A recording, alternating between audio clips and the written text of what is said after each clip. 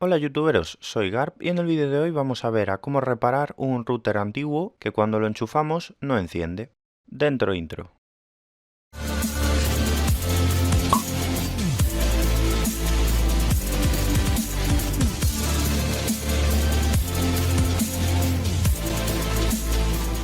Bueno, pues la cosa viene de cuando estaba preparando el vídeo de cómo reutilizar un viejo router como un switch o como un repetidor de wifi. Este vídeo os lo había prometido cuando hicimos el vídeo del cableado del internet hasta mi habitación. Os dejaré ese vídeo ahí arriba en las tarjetas por si le queréis echar un ojo. Y entonces reuní varios routers que tenía por casa y este me servía pero no funcionaba. Así que vamos a ver qué es lo que nos está dando el fallo en este router. El vídeo de cómo reaprovechar estos viejos routers de ADSL para utilizarlos como repetidores o switches, haré un esfuerzo durante este confinamiento y lo tendréis para el domingo de la semana que viene. Así a ver si os lo hago un poquitito más ameno. Cuando esté os lo dejaré por ahí arriba en las tarjetas de este vídeo. Entonces lo primero que tendremos que hacer para desmontar este router va a ser quitar los dos tornillos que unen las dos carcasas de este router. Después con cuidado tiraremos de la carcasa superior y ya tendremos acceso al circuito del router. Entonces yo lo primero que hice fue darle una pequeña inspección visual a la placa y ver si había algo quemado. En un principio no había nada quemado ni olía nada quemado, así que puede ser una buena señal. Al inspeccionar el circuito vi este condensador gordote que tenemos a la entrada, que sirve para mantener el voltaje de entrada del router un poco más estable, y me dije si este router tiene algún fusible en la entrada, que no lo tiene, o tiene algún problema en el jack de conexión o en el interruptor. Si conecto alimentación en este condensador, el router tendríamos la posibilidad de que se encendiera. Y dicho y hecho, le conecté 12 voltios de alimentación a este condensador y el router se encendió sin ningún problema. Entonces, por algún camino entre este condensador y la entrada de alimentación del router estamos perdiendo la corriente. Con el multímetro comprobé que el conector de alimentación del router dejaba pasar los 12 voltios, así que este conector estaba en buen estado, pero la alimentación hacia el router se me cortaba en algún punto. Con el multímetro también comprobé el interruptor, a ver si era que con el desgaste de encender y apagarlo se había estropeado o los contactos estuvieran sucios, pero también dejaba pasar la corriente. Tanto en el contacto normalmente abierto como en el contacto normalmente cerrado obtenía los 12 voltios de alimentación. Entonces aquí tampoco tenemos el problema. Después del interruptor había un diodo y dije,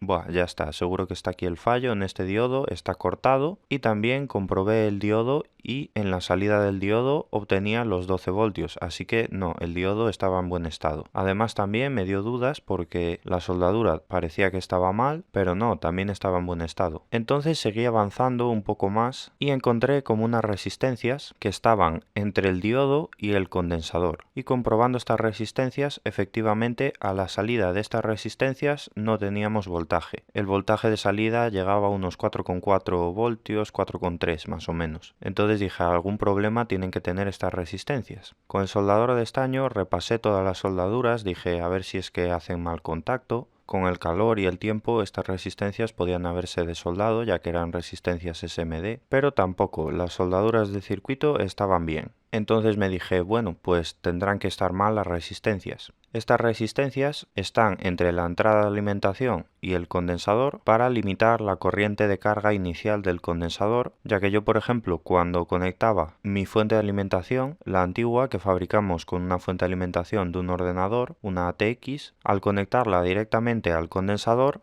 el condensador producía un pico de corriente y la fuente de alimentación se me apagaba porque en teoría había detectado como un cortocircuito. Entonces estas resistencias se ponen entre el condensador y la alimentación para limitar esa corriente de pico de carga que produce el condensador y así evitar que nos salte la protección contra cortocircuito de la fuente de alimentación. Este es un problema parecido al que tuvimos cuando fabricamos la fuente de alimentación regulada en tensión y voltaje de 1200 vatios hace unos vídeos aquí en el canal. Os dejaré ese vídeo ahí en las tarjetas por si queréis echarle un ojo también, que es bastante interesante. Entonces, como las resistencias seguramente estuvieran o cortadas o tuvieran un valor de resistencia muy alto, seguramente tenían un valor de resistencia muy alto, ya que si estuvieran cortadas no me darían voltaje a la salida. Entonces ahora con el soldador y bastante estaño, para esto no utilicé el desoldador de pera porque no me entraba, las calenté y las desoldé del sitio. Son unas resistencias muy pequeñitas, entonces la capacidad que tienen también para disipar calor es menor y puede ser que las escogieran de este tamaño más pequeño adrede, igual alguna obsolescencia programada. Os lo dejo a vosotros para que lo penséis, ya que el pad que tienen en el circuito es más grande y esto me indica que el circuito lo diseñaron para una resistencia un poco más grande. Entonces no sé, da que pensar. Pero bueno, vamos a comprobar ahora el valor de estas resistencias. Y como veis aquí, gracias a que me he comprado un adaptador macro para la lente de la cámara, poco a poco voy consiguiendo mejores materiales para el canal para daros planos pues como este. Podéis ver que en la resistencia SMD pone 12R0, lo que nos indica que esta es una resistencia de 12 ohmios. Había dos resistencias y estaban conectadas en paralelo, lo cual nos daba una resistencia de unos 6 ohmios. Entonces vamos a comprobar ahora con el multímetro cuál es el valor que nos dan estas resistencias cuando las medimos. La primera resistencia me daba un valor de unos 195 kiloohmios.